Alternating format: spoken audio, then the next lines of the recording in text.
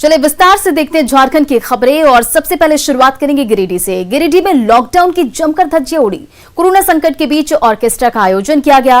रात भर कान फोड़ू गाने पर डांस चला, लेकिन न्यूज 18 पर खबर चलने के बाद पुलिस बौखला गई। देवरी थाना प्रभारी संतोष मंडल ने न्यूज 18 के रिपोर्टर को देख लेने की धमकी दी।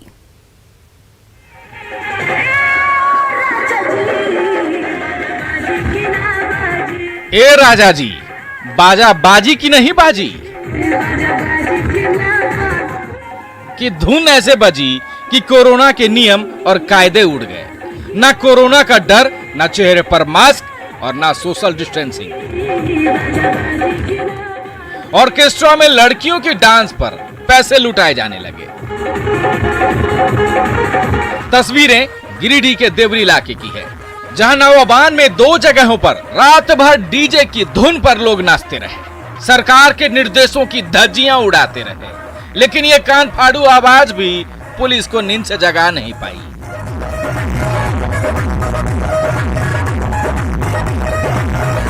सरकार की गाइडलाइन ठुमके में उड़ते रहे, लेकिन पुलिस घोड़े बेचकर सोती रही।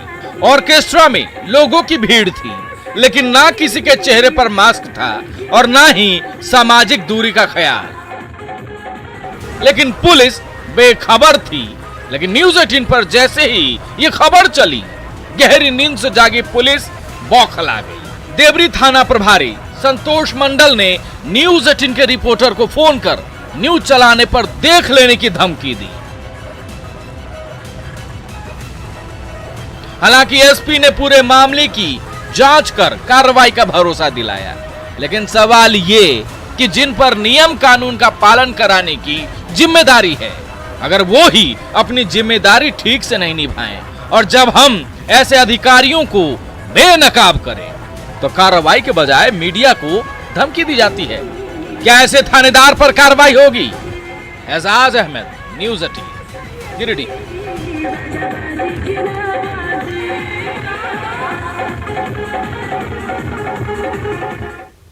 इधर जामताड़ा के कर्माटांड सीओ पर एक आंगनबाड़ी सहायिका को धमकाने का आरोप लगा है। आरोप है कि सीओ ने आंगनबाड़ी सहायिका को धमकी दी है कि उसकी नौकरी खा जाएगा। यही नहीं, आंगनबाड़ी सहायिका का आरोप है कि पदाधिकारी ने उनके बेटे को उठवा लेने की धमकी दी। घटना कर्माटांड के शीतलपुर गांव की है। इसका एक वीडियो भी वायरल हो रहा है। बताया जा रहा है कि गांव की एक बुजुर्ग महिला की 6 मई को मौत हो गई थी। महिला में कोरोना के लक्षण थे, बावजूद बिना जांच के अंतिम संस्कार किया गया। कुछ दिन बाद महिला का बेटा जयदेव पंडित भी बीमार पड़ गया। जांच में उसकी रिपोर्ट पॉजिटिव आई। इस बीच 20 मई को महिला की पति की मौत हो गई, जिसके बाद ग्रामीणों ने अंतिम संस्कार के लिए प्रशासन से गुहार लगाई, लेकिन प्रशासन ने कोई कार्रवाई नहीं की। ऐसे में स्थानीय लोगों ने उसका अंतिम संस्कार कराया, लेकिन इसके बाद जयदेव की पत्नी भी बीमार पड़ गई। एक घर में एक के बाद एक सदस्य बीमार होने से गांव में दहशत का माहौल हो गया।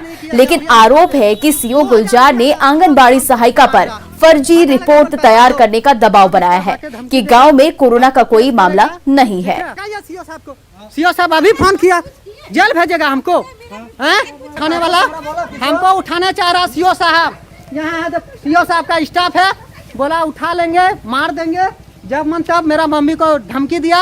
आपको हम दिखाते हैं, घूस मांगा है हमसे 2000 रुपया। ये वीडियो भी हम वायरल कर रहे हैं, आज तक नहीं किए थे, अभी हम दिखाते हैं।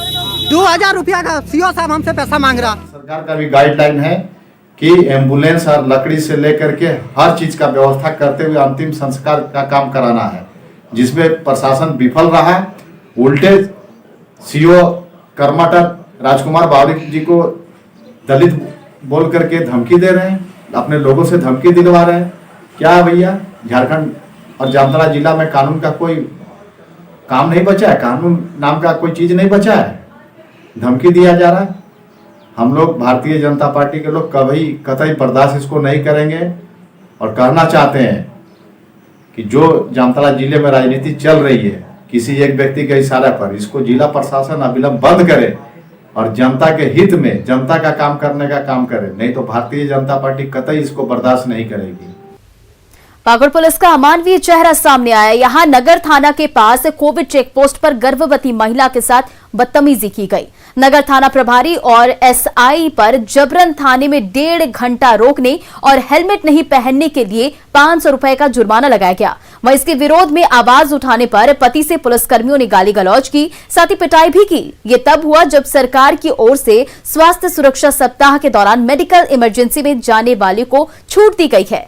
इधर नगर थाना प्रभारी ने लगे आरोपियों पर सफाई दी है और किसी भी तरह के दुर्व्यवहार से इनकार किया है। ऐसे में सवाल उठ रहे हैं कि क्या थाना प्रभारी को सरकार की ओर से जारी नियमों की जानकारी नहीं थी? वहीं गर्भवती से बदसलूकी करने वालों पुलिस अधिकारियों और जवानों पर कब तक कार्रवाई होगी, ये देखने वाली बात होगी।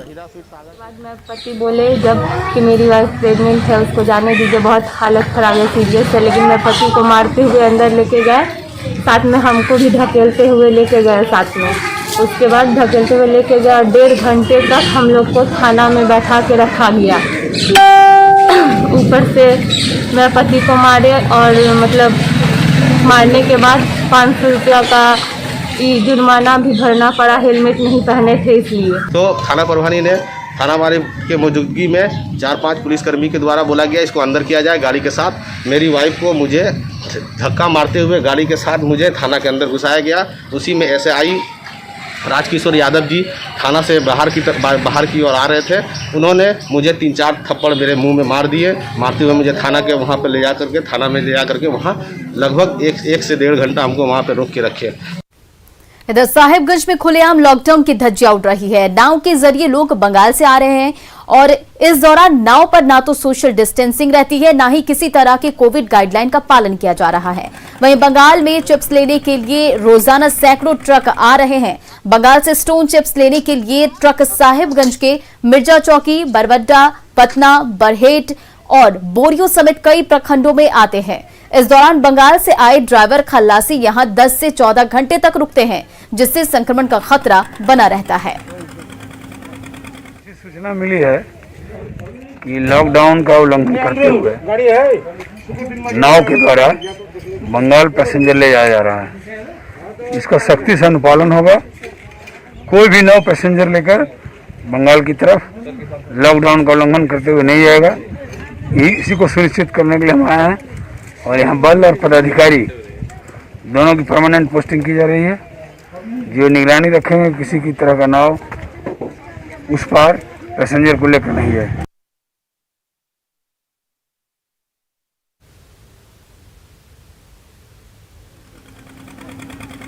पूर्वांचल धनबाद में रंगदार इस कदर बेखौफ हो गए हैं कि ना तो उन्हें कानून का डर है, ना ही पुलिस का खौफ है। दिन दहाड़े लोगों से रंगदारी मांग रहे हैं और नहीं देने पर घर को तोड़ दे रहे हैं। कोयलांचल में रंगदारों और दबंगों का राज। रंगदारी में कहीं दबंगों ने तोड़ा घर, तो कहीं रंगदारी में मांगी रकम।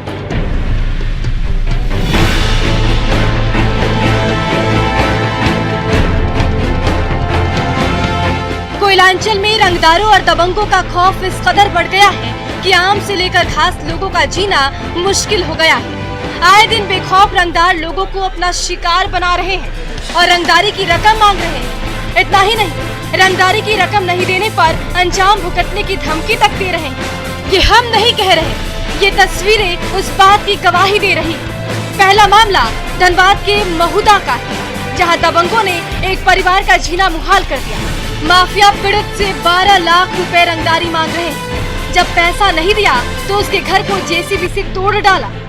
जब परिवार के लोगों ने विरोध किया तो सभी की पिटाई कर दी। यही नहीं, माफियाओं ने महिलाओं के साथ भी दुर्व्यवहार किया, जिसके बाद पीड़ित परिवार डर की साई में जी रहा है। खौफजदा पीड़ित इदरिस मियां ने महुदा थाने में शिकायत की, जिसमें महुदा के ही लिकायत अंसारी, लुकमान अंसारी, कृष्णा महतो और विष्णु महतो को आरोपी बनाया। दोनों का कहना था कि हमको जमीन दे दो, तो हम बोले कि हम जमीन नहीं बेचेंगे, नहीं देंगे, क्योंकि ये हमारा मामा का जो इदरिस मियां का जमीन है वो हमको दिए हैं, हम जमीन नहीं बेचेंगे। तो उन लोग बोला कि नहीं बेचेगा तो तुमको यहाँ रहने नहीं देंगे, तुमको परेशान कर देंगे, तुम कैसे रहेगा देखेंगे। वहीं धनबाद के बागमारा के रहने वाले कोयला कारोबारी प्रमोद सिंह से भी अपराधियों ने 50 लाख रुपए रंगदारी मांगी। यही नहीं, अगर पैसा नहीं दिया तो बासेपुर के लाला खान की तरह अंजाम भुगतने की धमकी भी दी। धमकी मिलने के बाद कारोबारी और परिवार दहशत में। जिस शख्स ने कॉल किया उसने अपना नाम छोटे सिंह और शूटर अमन सिंह का भाई बताया है। कारोबारी ने बाघमारा थाने में शिकायत, जिसके बाद पुलिस मामले की छानबीन में जुट गई है। फोन आया तो मैं जब उठाया तो उन्होंने कहा कि मैं अमन सिंह का भाई छोटू सिंह बोल रहा हूँ और मुझे 50 लाख रुपए की रंगदारी चाहिए। तो हमने किस लिए दिया? तो उन्होंने कहा कि नहीं, हम लोग को 50 लाख रुपए आपको देना पड़ेगा। तो आप अभी हम लोग को समझते नहीं हैं, तो अभी आप 4 दिन पहले लाला को देखे हैं ना जो कांड हुआ, अब 4 रोज इंतजार कीजिए, आपके साथ भी वैसा ही होगा। जो कि कोयला का काम करते हैं, उनके द्वारा एक आवेदन आया था, जब कोई व्हाट्सएप कॉलिंग आया था उनको कल 11 बजे के आसपास, और उनसे 50 लाख का रंगदारी मांगा गया था। तो उसी के बारे में आवेदन आया है, उस पर जांच चल रहा है। रंगदारों और भू माफियाओं की बेखौफ अंदाज से इलाके में दहशत है। कब किसकी बारी आ जाए कोई नहीं जानता।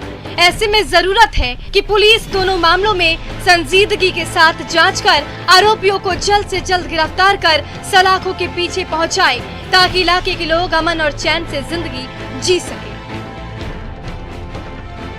धनबाद से न्यूज़ 18 के लिए संजय गुप्ता की रिपोर्ट। बने रहे हमारे साथ, यहां रुकते एक छोटे से ब्रेक के लिए।